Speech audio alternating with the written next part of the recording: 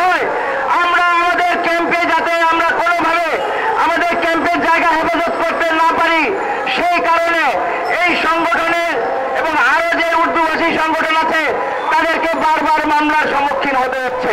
আমরা বিশ্বকে জানাতে পেরেছি আমাদের সাথে কিরকম অন্যায় অত্যাচার হচ্ছে। আজকে আপনারা সবাই জানেন যে দেশে সাংবাদিকদের কলম ভেঙে দেওয়ার কথা বলা হয়, সেখানে আমি নির্যাতিত একজন উর্দুভাষী কিভাবে কথা বলার স্পর্ধা করতে পারি।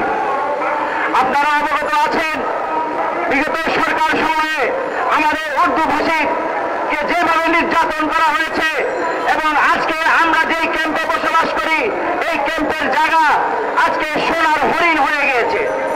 সেই কারণে আমরা যাতে কথা বলতে না পারি, আমাদেরকে কণ্ঠরুদ্ধ করতে হয়, আমাদের কণ্ঠ স্তব্ধ করতে চায়, সে সময় একটি গোষ্ঠী আমাদেরকে বারবার মামলার হয়রানি দিয়ে আমরা যাতে আইনের আশ্রয় নিতে না পারি, আমরা যাতে সরকারকে জানাতে না পারি, আমরা যাতে আইন প্রয়োগ সংস্থাকে জানাতে না পারি, সেজন্য বারবার আমাদেরকে মিথ্যা মামলার ষড়যন্ত্র করা হয়েছিল।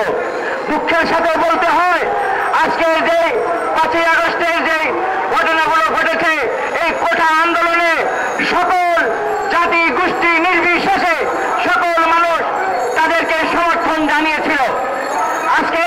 আজকে যে অন্তর্বর্তী সরকার তারই প্রতিফলন।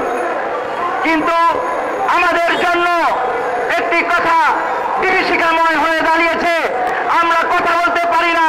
যেখানে বলা হয়েছে স্বাধীনভাবে কথা বলবেন, দুঃখের সাথে বলতে হয় আমরা আমাদের ক্যাম্পে যাতে আমরা কোনোভাবে আমাদের ক্যাম্পের জায়গা হেফাজত করতে না পারি, সেই কারণে এই সংগঠনের এবং আরো যে উর্দুভাষী সংগঠন আছে তাদেরকে বারবার মামলার সম্মুখীন হতে হচ্ছে। যে সকল আন্দোলনে ছাত্রদের মধ্যে যে সকল ছাত্র ভাইয়েরা মারা গেছে তাদের বাদী পক্ষে যারা আছে আসামিদেরকে কাউকে চিনে না। আমরা বিভিন্ন পত্র পত্রিকায় দেখতে পাই আজকে মামলা বাণিজ্য যেভাবে মামলা বাণিজ্য হচ্ছে, এই মামলা বাণিজ্যটাই আমরা ধিক্কার জানাই। এই বাংলাদেশ তো আমরা চাই নাই। সকল অন্যায়ের বিরুদ্ধে সকল মানুষ একসাথে হয়েছিল। আজকে আমাদের সাথে যে অন্যায় হয়েছে